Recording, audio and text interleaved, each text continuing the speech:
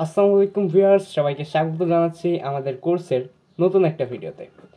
আজকের এই ভিডিওতে আমরা মূলত পাইথন প্রোগ্রামিংয়ের পুরো বেসিক কনসেপ্টটা শেষ করব। মানে এটাকে তোমরা একটা রিভিশন পার্ট বলতে পারো। তো চলো হয়ে যাক রিভিশন। এবং তোমাদেরকে তো আমি আগেই বিস্তারিত শিখাইছি, এটা জাস্ট একটা রিভিশন পার্ট, তাই চিন্তা না করে দেখা শুরু করে দাও, রিভিশন একটা হয়ে যায়। তো আমরা সবার প্রথমে শিখছিলাম প্রিন্ট দিয়ে আমরা কি করতাম, আউটপুট নিতাম। তো আমরা শিখে নিই পাইথন প্রোগ্রামিংয়ে কিভাবে তুমি আউটপুট নিবা। তো এখানে আমরা প্রথমে আউটপুট নিতে হলে প্রিন্ট লিখবো। প্রিন্ট লেখার পর জাস্ট একটা কোটেশন দিয়ে তার মধ্যে যে কোনো কিছু লিখতে পারি, যেমন আমি আমার নামটা লিখলাম অ্যান্ড দেন আমরা রান করাই। হ্যাঁ, আমরা কিন্তু আউটপুট নেওয়া শিখে গেলাম। এরপরে আমাদেরকে যে জিনিসটা শিখতে হবে সেটা হচ্ছে ভ্যারিয়েবল। ভ্যারিয়েবল জিনিসটা খুবই মজার ছিল, তাই না? তো ভ্যারিয়েবল আছে 3 প্রকার। তো আমরা এক এক করে 3 প্রকারের ভ্যারিয়েবল লিখি। প্রথমটা ছিল স্ট্রিং টাইপ ভ্যারিয়েবল। তো আমরা প্রথমে স্ট্রিং টাইপ ভ্যারিয়েবল, ধরো আমার নাম একটা স্ট্রিং, তার জন্য আমি নামের জন্য স্ট্রিং টাইপ ভ্যারিয়েবল লেখার জন্য আমাদেরকে কোটেশন নিতে লাগতো। তো কোটেশন নিলাম, কোটেশন নিয়ে আমরা জাস্ট লিখে ফেললাম। এরপরে যে ভ্যারিয়েবলটা সেটা হচ্ছে নাম্বার টাইপ ভ্যারিয়েবল। ধরো আমরা নাম্বার টাইপ ভ্যারিয়েবল হচ্ছে অনেকটা এইরকম।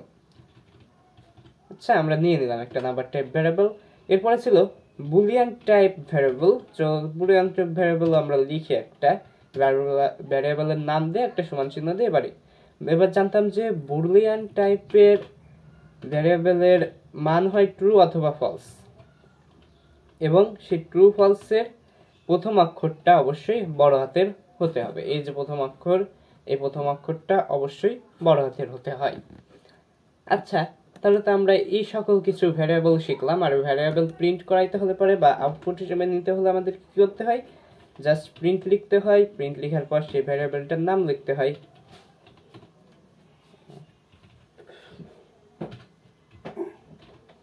আচ্ছা, এই যে এরপরে আমরা ইনপুট নেওয়া শিখি। মানে ইনপুটের কাজ হচ্ছে ব্যবহারকারীর কাছ থেকে কোনো কিছু নেওয়া। এই ইনপুট কাজটা আরো সহজ। ইনপুটের কাজটা নেওয়ার জন্য আমাদের কি করতে হবে? প্রথমে একটা ভ্যারিয়েবল ক্রিয়েট করতে হবে, ভ্যারিয়েবলের মধ্যে একটা ফাংশন লিখতে হবে, ফাংশনটার নাম হচ্ছে ইনপুট। ব্যাস, আমরা ইনপুট কিন্তু এখনই নিতে পারতাম, কিন্তু ইউজার কি ইনপুট দেবে সেটাই যদি ঠিক না পাই তাহলে তো হবে না। তার জন্য আমরা এখানে একটা কোটেশনের মধ্যে লিখে দেব কি ইনপুট দেবে। তো আমরা এখানে বললাম যে ইওর নেম।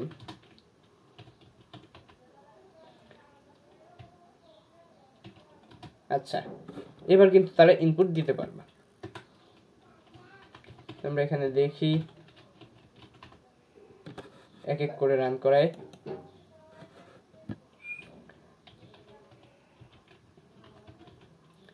আচ্ছা, এই যে হচ্ছে। এবার এই ইনপুটে একটা সমস্যা রয়েছে, সেটা হচ্ছে ইনপুট সরাসরি কোনো কিছুকে বা কোনো সংখ্যা নিতে পারে না। তার জন্য ইনপুটকে একটা আলাদা মাধ্যম ইউজ করতে হয়। সে আলাদা মাধ্যম হচ্ছে তোমার আইএনটি আর ফ্লোট। ধরো আমি ইউজারের কাছ থেকে তার বয়সটা নিতে চাচ্ছি, এক্ষেত্রে আমি সহজভাবে ইনপুট লিখব। ইনপুট লেখার পর আমি এখানে বলে দিলাম ইওর এজ, আপনার বয়স। কিন্তু এখানে সমস্যা হলো, পাইথনের কনসোল কি করে, এই ইওর এজটাকে সংখ্যা হিসেবে না নিয়ে সরাসরি সেটাকে টেক্সট আকারে নিয়ে নেয়। তার জন্য আমাদেরকে আলাদা করে সংখ্যায় রূপান্তর করতে হয়। তার জন্য আমরা কি করব, এখানে আমরা নতুন আরেকটা ভ্যারিয়েবল ক্রিয়েট করব। নতুন ভ্যারিয়েবলের নাম দিয়ে দিই আমরা যে কোনো কিছু একটা দিয়ে। তারপরে আমাদের কি করতে হবে, এই আগের যে ভ্যারিয়েবল ছিল এজ, তার নাম লিখে, দুঃখিত, তার নাম লিখে আমাদেরকে কি করতে হবে, আইএনটি দিতে হবে। যেহেতু বয়স বেশিরভাগ সময় মানুষ পূর্ণ সংখ্যা দিয়ে থাকে, আইএনটি মিনস ইন্টিজার বা পূর্ণ সংখ্যা দিয়ে সেই আগেরটার নাম লিখতে হবে। আর যদি ইউজারের কোনো প্রকার ভগ্নাংশ দেওয়ার সম্ভাবনা থাকে, সেই ক্ষেত্রে আমরা কি ইউজ করব, সেই ক্ষেত্রে আমরা ফ্লট ইউজ করব। এই যে, দুঃখিত, কিছু একটা ভুল গেছে হয়তো বা।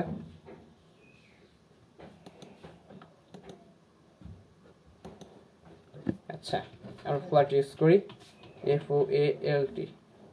ও ওয়েট, ভুলে গেলাম কেমনে ভাই। হতে পারে আমাদের এসে পাইথনের প্রোগ্রামে কোনো সমস্যা হয়েছে, মানে আমরা যে কোড এডিটর রয়েছে সেই কোড এডিটরের কোনো সমস্যা হয়েছে, তার জন্য এই ফ্লট কিওয়ার্ডটাকে তারা নিচ্ছে না। নিলে পারে তাদের একটা আলাদা ভাবে এই যে আইএনটি যেরকম রং হয়ে যাচ্ছে ঠিক সেরকম একটা, ও দুঃখিত, আমরা ঠিকই বলছিলাম, আইএনটিও কিন্তু রং হচ্ছে না। আমি আসলে ভাবছিলাম কি রে, ওইটা আসলে এই যে এস যেরকম এইগুলো যেরকম রং হয়েছে না, আপনাদেরকে এই পাশে দেখাই। এই যে এই পাশে যে অ্যান্ট লিখলে পারে, ধরতে তো অ্যান্ট লিখলে পরে এই যে রংটা ধারণ করছে এই যে নীল বর্ণের, এইটা আসলে আমি ভাবছিলাম ফ্লটের ক্ষেত্রে হবে, তার জন্য আমি বারবার কেটে দিচ্ছিলাম। আসলে আমি যেটা লিখছিলাম ওইটাই ঠিক, আপনারা ওইটাও লিখতে পারেন, কোনো সমস্যা নাই। আচ্ছা, এবার এটাকে যদি আমরা প্রিন্ট করাই, প্রিন্ট এইচ, তো আমরা সংখ্যাও নিয়ে নিলাম, সব কিছু শিখে গেছি। এবার এটাকে আমরা কেটে দিলাম। এরপর আমরা গণিতে আসি। তো গণিতের জন্য আমরা প্রথমে কিছু একটা নিয়ে নিই, জাস্ট কিছু একটা নিয়ে নিলাম, দুইটা ভ্যারিয়েবল লিখলাম। এবার আমরা এই দুইটা ভ্যারিয়েবল দিয়ে আমাদের ম্যাথ অপারেশনগুলো করব। ধরো আমরা একটা এক্স নামে একটা ভ্যারিয়েবল নিলাম এবং তার মধ্যে আমরা কি করব, এই এ আর বি কে যোগ করব। তার জন্য আমাদের কি করতে হবে, এ দিয়ে যোগ চিহ্ন দিয়ে বি, হয়ে গেল। এরপর এটাই ধরো আমাদেরকে কি করতে হচ্ছে, ওয়াই নিলাম, ওয়াই এর মধ্যে আমরা কি করব, এ আর বি কে ভাগ করব, এর জন্য একটা স্ল্যাশ, দুঃখিত, ভাগ বি। এরপরে আমরা একটা রিমাইন্ডার করব। রিমাইন্ডার কি জিনিস আগেই বলা হয়েছে, এর জন্য আমরা কি করব, এরপর একটা এই চিহ্ন মানে পার্সেন্টেজের চিহ্ন, অ্যান্ড এই পাশে এটা, ঠিক আছে। এইখানে এই দুইটার পার্থক্য কি সেটা বলে দিই। এই যে দেখছেন কার্সারের দিকে একটু তাকান, ওয়াইতে যেটা রয়েছে এটা হচ্ছে ভাগ, আর এই যে এক্স এ যেটা রয়েছে এটার কাজ হচ্ছে তোমার, দুঃখিত এটা এক্স না, দুইবার উপরে নিচে দুইবার এক্স দিলে পরে এক্স কে আপডেট করা হয়ে যাবে, এখানে জেড হবে, আমি ভুলে এক্স লিখে ফেলছি। যাই হোক, এই যে দেখছেন এ রিমাইন্ডার, মানে এটাকে পার্সেন্টেজ, কিন্তু প্রোগ্রামিং এ পাইথন প্রোগ্রামিং এ এটা রিমাইন্ডার। বি এর কাজ হলো এ কে বি দ্বারা ভাগ করার পর ভাগশেষ কত থাকবে সেটা এনে দিই, সেটাই বলে দেবে। অর্থাৎ এ কে যদি আমরা এই যে 5 কে যদি আমরা 2 দিয়ে ভাগ করি তাহলে পরে ভাগশেষ থাকে 1, সেই 1টা শো করানোর জন্য এটুকু। এবার ধরো আমরা এইচ নিলাম, এইচ এর মধ্যে আমরা কি করব, এ আর বি কে বিয়োগ করব।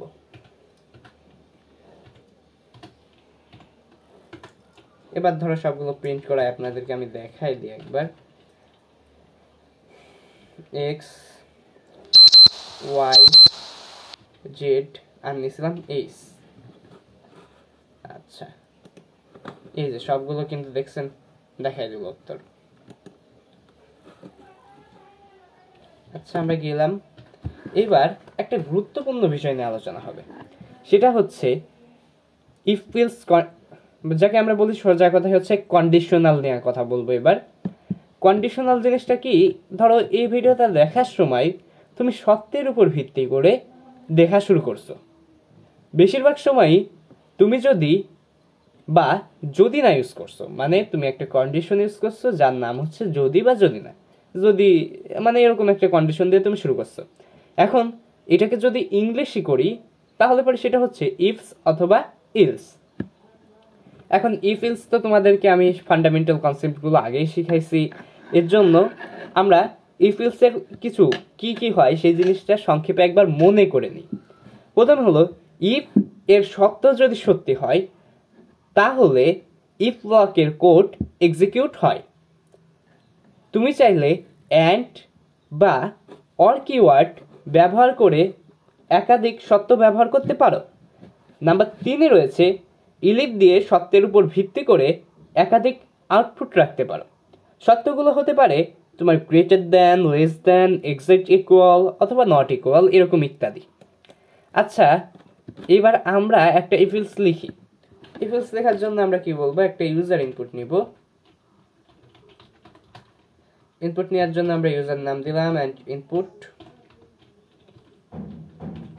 ধর আমরা ইউজারের কাছ থেকে তার বয়সটা নেব। আচ্ছা নিয়ে নিলাম। অ্যান্ড এটাকে যেহেতু বয়স আমরা সংখ্যায় রূপান্তর করব, তার জন্য আমরা এবার এজ নামে একটা নিলাম, নিয়ে এটাকে আমরা কি করব, আইএনটি করব বা ইন্টিজারে পরিণত করব, করে ফেললাম। এটা খুব ইজিলি হয়ে গেল। এবার আমরা বললাম যে ইফ এতে আমরা ছোট হাতের দিই। এখন মনে রাখবেন এই ভ্যারিয়েবলের নামগুলো কিন্তু কেস সেন্সিটিভ। আপনি যদি বড় হাতের এ দিয়ে একটা ইজ লেখেন আর ছোট হাতের এ দিয়ে আরেকটা ইজ লেখেন, দুইটা কিন্তু আলাদা হিসেবে গণ্য হবে, এক বলবে না। ইফ এস ছোট অথবা সমান 5 তাহলে এখানে আমরা প্রিন্ট করব, ধর আমরা বললাম যে তুমি তাহলে পরে ওয়াচ টম অ্যান্ড জেরি। ঠিক আছে। আবার আমরা এলিফ দিয়ে যেহেতু একাধিক আউটপুট নিতে পারি, এলিফ দিয়ে বললাম যে এস যদি 10 ছোট অথবা সমান হয়, দুঃখিত, 10 ছোট অথবা সমান হয়। দেখো তো কন্ডিশন আমি কোথায় বসাইছি, কন্ডিশন বসবে এই দুইটার মাঝখানে।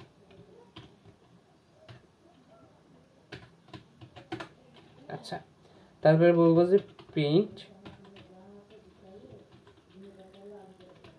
স্টোরি বুকস, তারপরে তুমি গল্পের বই পড়বা। অ্যান্ড তাও যদি না হয়, তোমার বয়স যদি ধরো 17 কিংবা সমান হয় 18, তাহলে তুমি দেখবা